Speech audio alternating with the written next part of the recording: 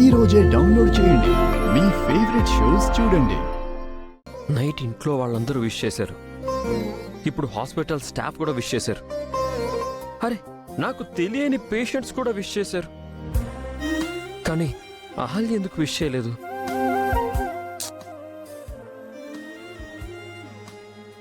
Night అయితే చెప్పలేదు అనుకుందాం.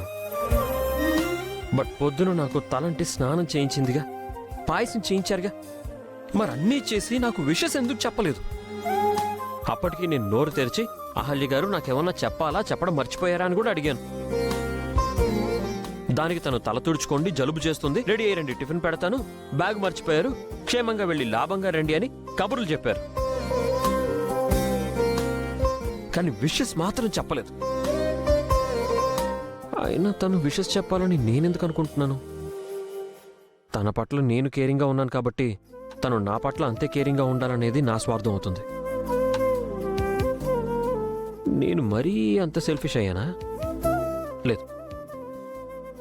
నాకు ఇష్టమైన మనిషి నాకు బర్త్డే విషెస్ చెప్పాలనుకోవడం స్వార్థం కాదు. అయినా అహల్య గారు ఎందుకు నాకు విషెస్ చెప్పలేదు?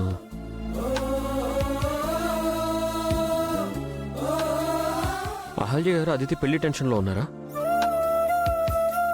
టెన్షన్లో ఉండి నాకు చెప్పలేదా? కానీ ఆ పెళ్లి గురించి నేను చూసుకుంటాను, మీరు హ్యాపీగా ఉండండి అని చెప్పాను కదా. ఆ హ్యాపీ మూడ్లో నాకు బర్త్డే విషెస్ చెప్తే ఏమవుతుంది? అరే, 5 నెలల పైనే భార్యాభర్తలుగా ఆ ఇంట్లో కలిసి ఉంటున్నాం. నా మీద ఆ మాత్రం కన్సర్న్ లేదా?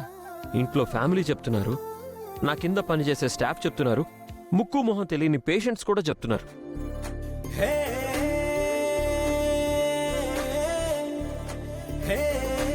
Gautam, happy birthday. థ్యాంక్స్ రా. ఏంట్రా పుట్టినరోజు నాడు ఎంత నీరసంగా ఉన్నావు? ఏం లేదురా, మన తర్వాత మాట్లాడుకుందాం. ఈవినింగ్ పార్టీ ఉందా లేదా? ప్లీజ్ రా, నా మూడ్ అసలు బాలేదు. Please leave me. ఓకేరా, ఈవినింగ్ కలుద్దాం. ఆఖరికి ఆకాష్ కూడా గుర్తుపెట్టుకొని చెప్పాడు. అహల్య గారికి ఏమైంది, ఎందుకు చెప్పలేదు? చెప్తే తన సొమ్మేమన్నా పోతుందా?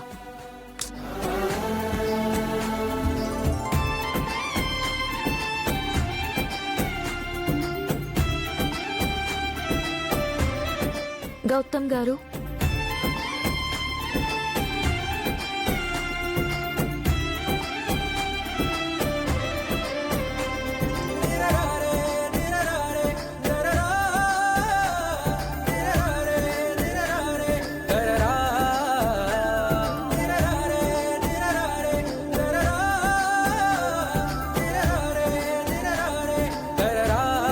Many more happy returns of the day Gautam గారు.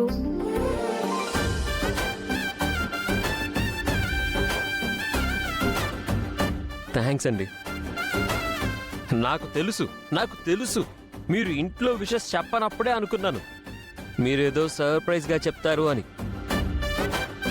కానీ మీరు ఇలా హాస్పిటల్కి వచ్చి నన్ను థ్రిల్ చేస్తారని నేను అస్సలు ఎక్స్పెక్ట్ చేయలేదు. నిజంగా ఈ థ్రిల్, ఈ సర్ప్రైజ్ చాలా అంటే చాలా బాగుంది. Thank you so much. Thank you. Sir sir, thank you. ఎందుకు సార్ నాకు అన్నిసార్లు థ్యాంక్స్ చెప్తున్నారు? ఏం లేదు, హ్యాపీ బర్త్డే చెప్పావు కదా, కొంచెం హ్యాపీగా ఫీల్ అయ్యి ఎక్కువ థ్యాంక్స్ చెప్పాను అనమాట. Thank you. Okay sir.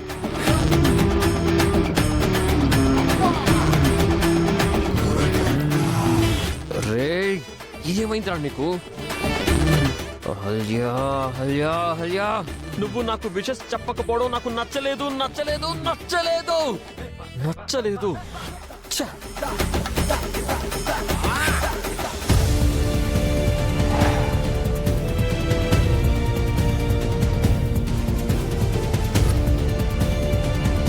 నాకు తెలుసు అది ఇంట్లో నుంచి బయటికి రాకపోవచ్చేమో సత్య. అలా అని నీతో చెప్పిందేంట్రా? రేయ్, పొద్దున్నండి వెయిట్ చేస్తూనే ఉన్నాం కదా, టైం అంతా వేస్ట్ అవుతుంది. అది నాకు చేసిన అవమానానికి ప్రతీకారం తీర్చుకోక తప్పదు. లేదంటే నా లైఫ్ వేస్ట్ అయిపోయినట్టేరా. నీ గురించి అన్నయ్య కాల్ మీద కాల్ చేస్తున్నాడు. నువ్వు ఎక్కడ ఉన్నావు, ఎప్పుడు ఇంటికి వస్తావని అడుగుతున్నాడు. దీనంతు చూశాకే నేను ఇంటికి వెళ్తాను. ఇది ఎన్ని రోజులు బయటికి రాదో నేను చూస్తాను. అన్ని రోజులు ఇక్కడే కాపు కాసి నా కక్ష తీర్చుకునే వెళ్తాను.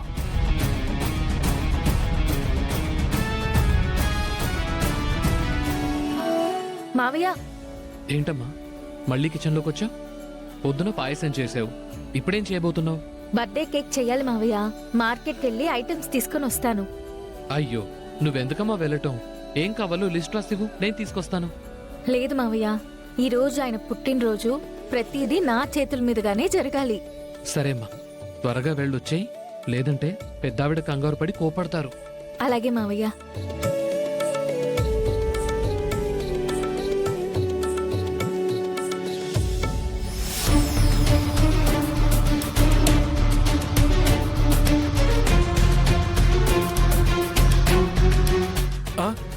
సత్య అది బయటకు వచ్చింది.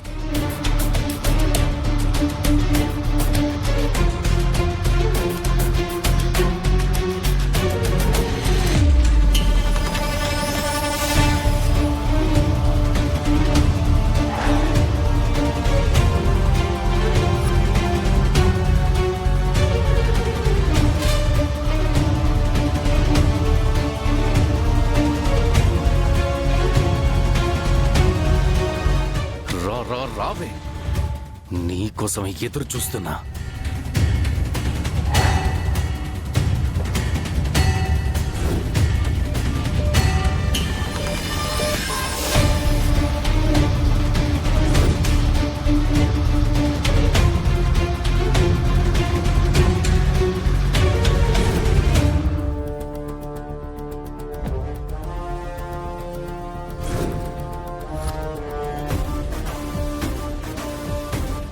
ఏంటిది, ఒక్క ఆటో కూడా రావట్లేదు.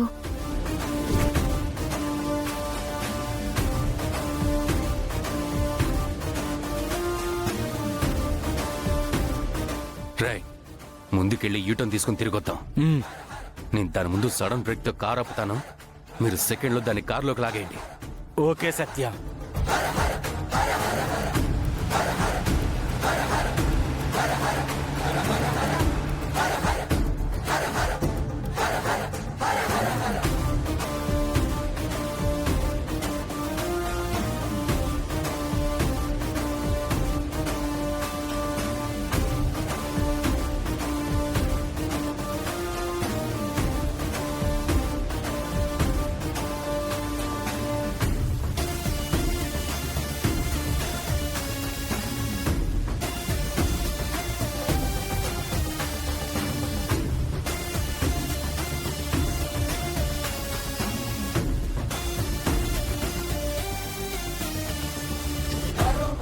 పట్టుకో